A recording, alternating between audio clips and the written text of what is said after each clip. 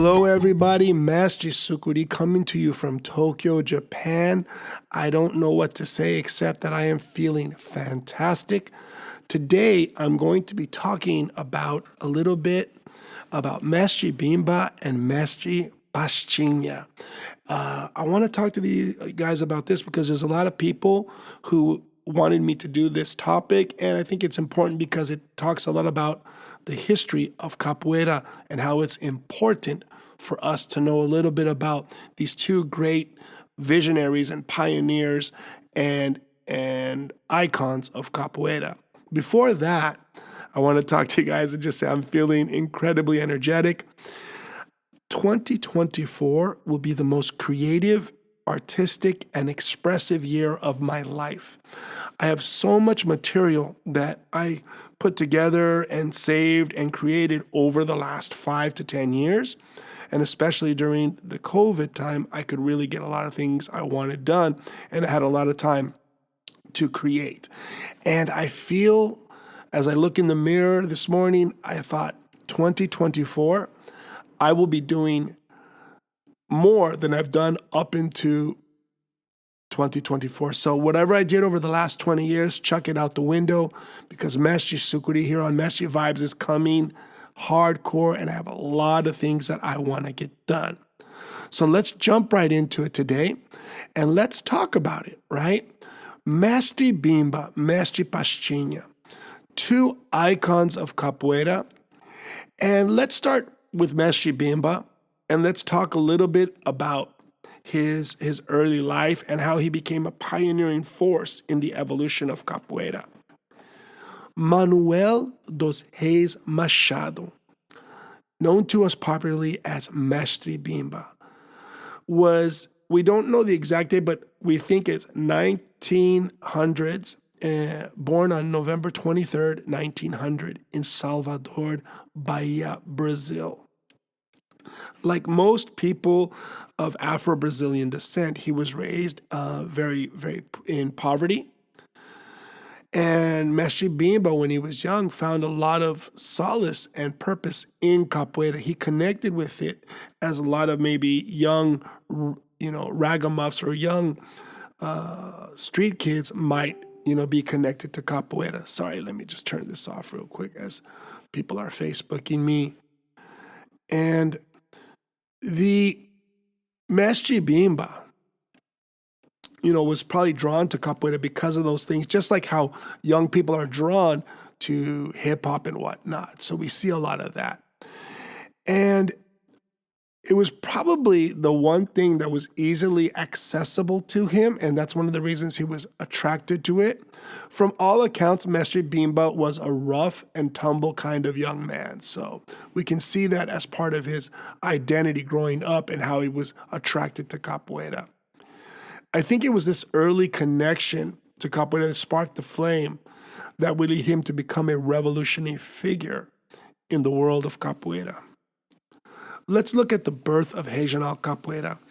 In the 1920s, Mestre Bimba witnessed the marginalization of capoeira due to its association with criminality and anything considered Afro-Brazilian or Black. Although he was able to stay undeterred, he recognized the need for a systematic approach to elevate capoeira's status. He realized that if he wanted to make a living from capoeira or bring it into the mainstream of culture and in society, that he would have to make it.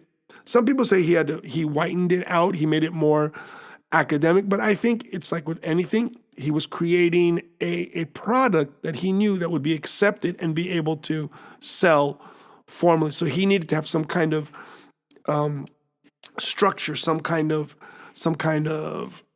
what do you call it? What's the word I'm looking for? Not just structure, some systematic approach. Thank you. That's where I'm looking for. So, for example, like with karate, you go through these different levels, you get these different belts and things. This influenced Mestre Bimba, and he saw that in order to become what we would call quote unquote legitimate for capoeira, he would need to modernize it. And I think that was one of the biggest things that he was able to do and was really important. And in 1932, he founded the first capoeira school, Academia Escola de Capoeira Regional, the Academy School of Capoeira Regional. This marked a paradigm shift as Mestre Bimba integrated formalized training methods and introduced a more structured and disciplined form of capoeira known as Capoeira Regional or Luta Baiana Regional. So now, when in the past, capoeira was generally passed from person to person, and we talked about that in the last podcast, how you needed to know someone. And I told a story about how Mestre João Pequeno had mentioned to me many years ago in an interview that his grandfather's cousin or his dad's cousin or something was Mestre Besouro's cousin or something. I can't remember right offhand right now, but how everything was connected because while capoeira was illegal, you had to be very careful who you taught to or who you let know you do capoeira. So what was Capoeira Regional's impact and recognition? Mestre Bimba's innovative approach quickly gained the recognition, and in 1937 he showcased capoeira for the first time to, at the time, President Getúlio Vargas. And we've talked a lot about Getúlio Vargas and his need for creating cultural identity for Brazilians, right? Not Italian Brazilians, not German Brazilians, not Afro-Brazilians, but Brazilian. And this is something that we talked about in the last podcast. So by being able to demonstrate its cultural and physical merits to the Brazilian people, then it became a source of an identity, a piece, an idea of what it is to be Brazilian or what is Brazilian. This encounter led to the official recognition of capoeira as a national sport. And through Mestre Bimba's efforts, he played a pivotal role in dismantling the negative stigma surrounding capoeira, transforming it into a respected martial art from Brazil.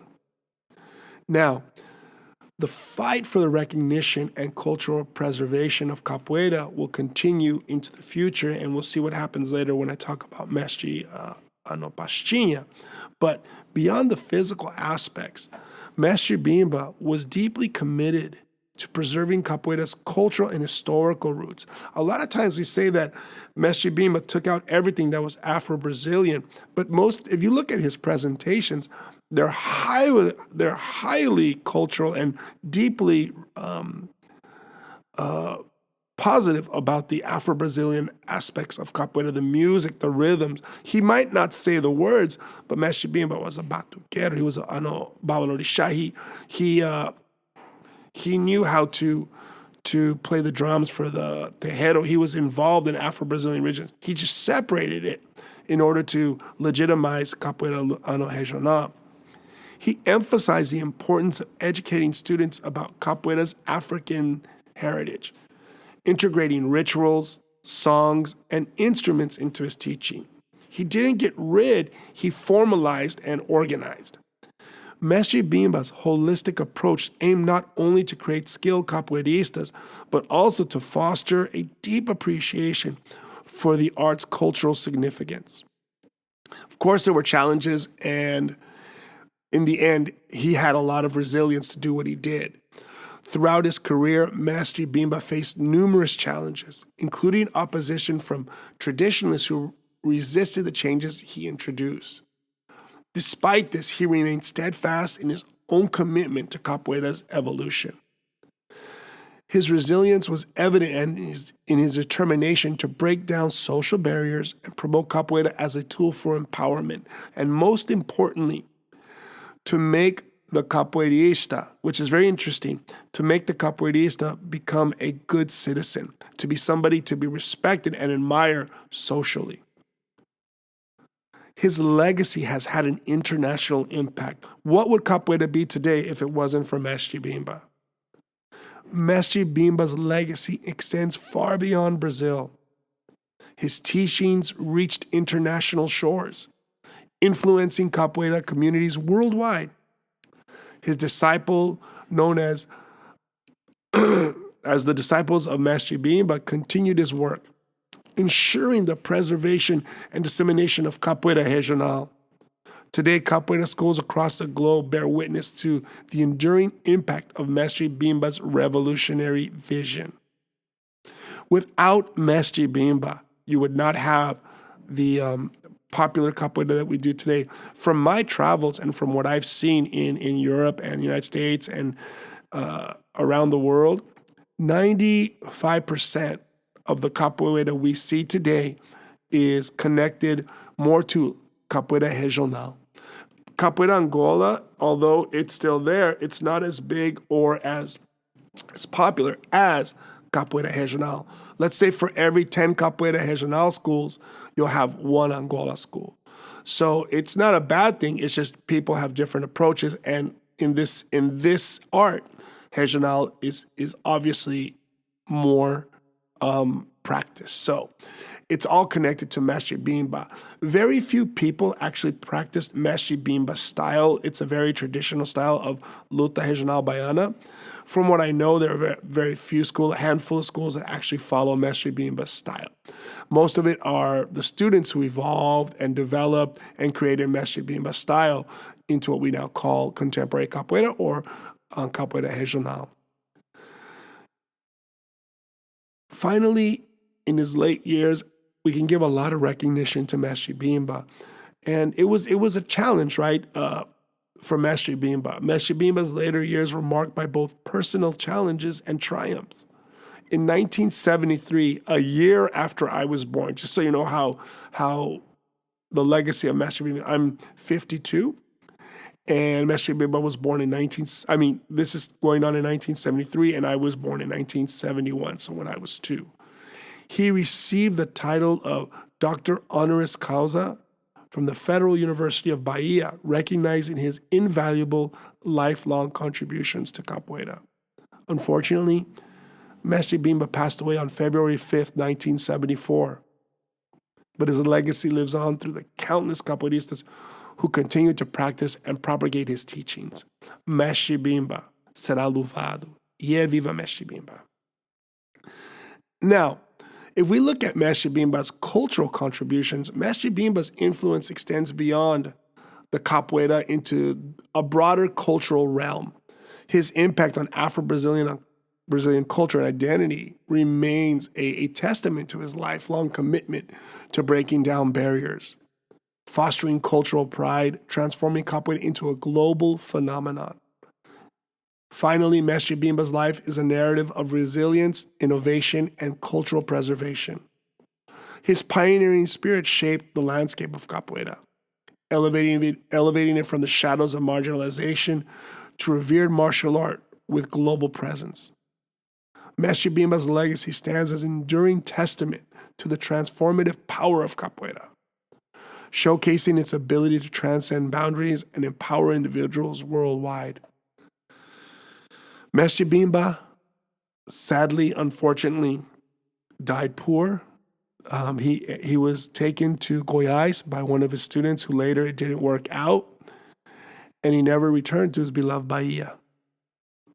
Later, Mestre Bimba's remains were brought back to Bahia.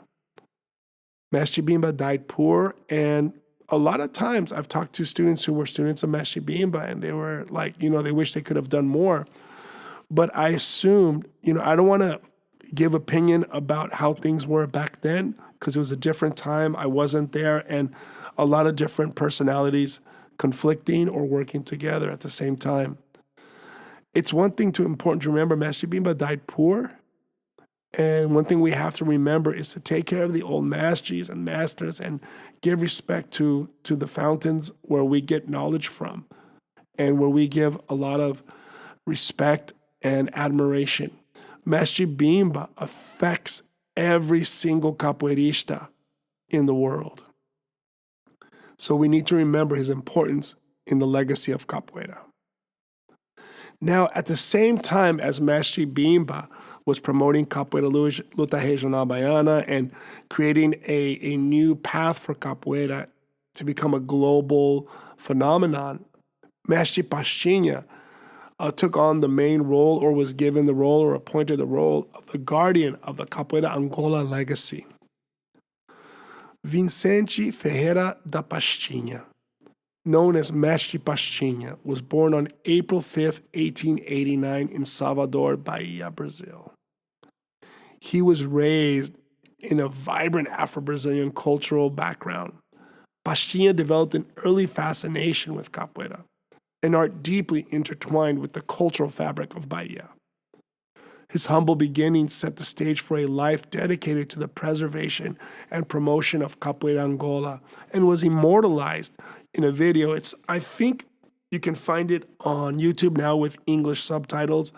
A Vida do Mestre Pastinha, The Life of Mestre Pastinha. It's a great documentary that came out about 25 years ago. I actually had it on cassette, so on VHS, so that's how long ago it came out.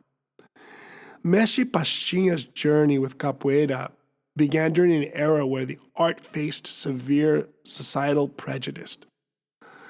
I've talked about in the past how, like when I first went to Brazil, how much stigma and how much racism I saw against Afro-Brazilian cultural arts and different things. And capoeira was labeled as a tool of the marginalized and criminalized parts of society. However, Pastinha recognized capoeira's cultural and historical importance within Brazil and Afro-Brazilian culture, particularly in the roots in its African traditions. Okay, we need to be very careful here because I worry about this kind of things, because it's so easy to say, but we need to remember we have a concept in anthropology of surviving Africanisms and reinvented. So let's be really careful, and I'll do my best to let you guys know what the difference is as I see them through my research and the different experiences I've had, okay? So we're talking about surviving Afro-Brazilian or African traditions, and this awareness laid the foundation for his commitment to Capoeira Angola. He became someone who was very focused on the Afro or Afro-Brazilian or African traditions in capoeira and in society, especially in Brazil. Especially in Capoeira Angola, a style that emphasizes the art's traditional, ritualistic, and cultural elements. So Mestre Pastinha was starting to really focus on how to promote and save capoeira in its traditional form. In 1941, Mestre Pastinha founded the Centro Esportivo de Capoeira Angola in Salvador, Bahia. Yes, guys, I've been there. It's an interesting place. I want to say it's Mestre Curió took over the place. Beautiful. I don't know if it's been renovated since when I was there, but it had a certain mystique about it, a certain energy that was just magical. And this marked a pivotal moment in capoeira's history as Pastinha sought to establish a space, a cultural space dedicated to the practice, the preservation, and the dissemination of Capoeira Angola. The center became kind of like a sanctuary for those who shared his passion for the traditional form of the art, the people who were not maybe in opposition, but who were in opposition to the way Mestre Bimba was doing things. He was very focused on communicating the philosophy and values of Capoeira Angola, and as a person of good character in society. Mestre Pastinha's approach to Capoeira Angola was deeply rooted in philosophy. He emphasized the importance of respecting tradition, preserving cultural authenticity. Again, authenticity is objective, so unless we can actually verify it, but I'm going to go with that. And instill moral values in his students to be good citizens. He say, capoeirista tem que ser bom cidadão, needs to be a good citizen. Pastinha's teachings extended beyond physical techniques. They were a holistic exploration of history, music, ritual, and the spiritual essence of Angola.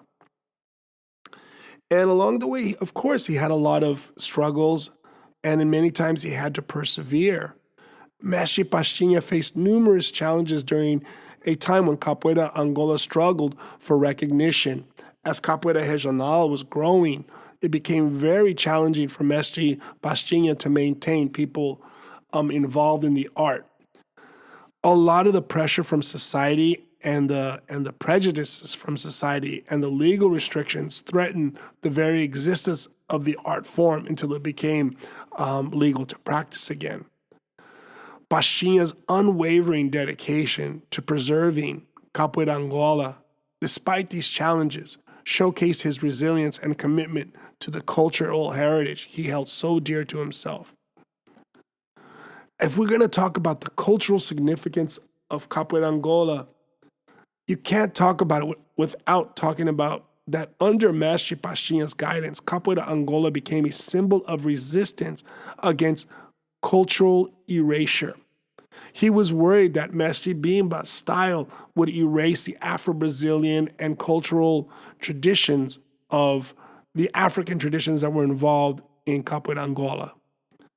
Pastinha firmly believed that Capoeira Angola held the key to connecting Afro-Brazilian communities with their roots, serving as a vessel for cultural expression and identity. And today, just like Mestre Bimba, his legacy and international recognition is so well known. Mestre Pastinha's influence transcends national borders. His teaching gained international recognition, attracting students and enthusiasts from around the world. Pastinha's dedication to preserving Capoeira Angola's traditional form left an undeniable mark on the global capoeira community. In his later years, he got recognition. He received more respect for what he did. Mestre Pastinha faced personal and financial struggles. All the people that I know who had trained with Mestre Pastinha said how miserably and destitute he passed away. And you can see it in the videos of his biography, like I mentioned earlier. It's really sad. Blind, poor, in a small house. His financial struggles led to the closure of his beloved Capoeira Angola Center. Despite these hardships, his legacy has endured, and in 1966, Pastinha received the Medalha de Mérito da Bahia, recognizing his cultural contributions and preservation of the art of Capoeira Angola. Mestre Pastinha spent his final years in relative obscurity, living in poverty. He passed away on November 13th, 1981, leaving behind a legacy that would eventually be fully recognized for its cultural significance and the impact he had on the practice of Capoeira Angola. In the years following his death, Mestre Pastinha's contributions to Capoeira Angola gained increasing acknowledgement and notoriety. Organizations, events, and institutions dedicated to the preservation of Capoeira Angola grew, ensuring that Pastinha's vision would continue to inspire future generations. Mestre Pastinha's life journey exemplifies a profound commitment to preserving the cultural legacy of Capoeira Angola. His advocacy for tradition, cultural authenticity, and spiritual essence of Capoeira has left an enduring impact, ensuring that Capoeira Angola remains a vital and cherished part of Afro-Brazilian heritage. Mestre Pastinha, just like Mestre Bimba's legacy, lives on in the hearts of all capoeiristas worldwide. A testament to the enduring power of cultural preservation and the transformative potential of an art born from the crucible of adversity. Guys, the main reason I talked about these two guys today, these two fantastic maestros, is because the truth is, if you look at all the old maestros and all the stories that you hear, they all died in poverty and misery. And it's something that I've always wanted to make sure to express to future generations of capoeiristas. We get so much, and I've gotten so much from capoeira, that I can't say how much both these two masters' legacy influenced capoeira. Even if you're regional, you'll always learn one song about Mestre Pastinha. You cannot be a capoeirista and not know who Mestre Pastinha and Mestre Bimba are. They're an integral part of who we are and our psyche and our philosophy and our identity as capoeiristas. They are two of the most influential and important capoeira mestres ever.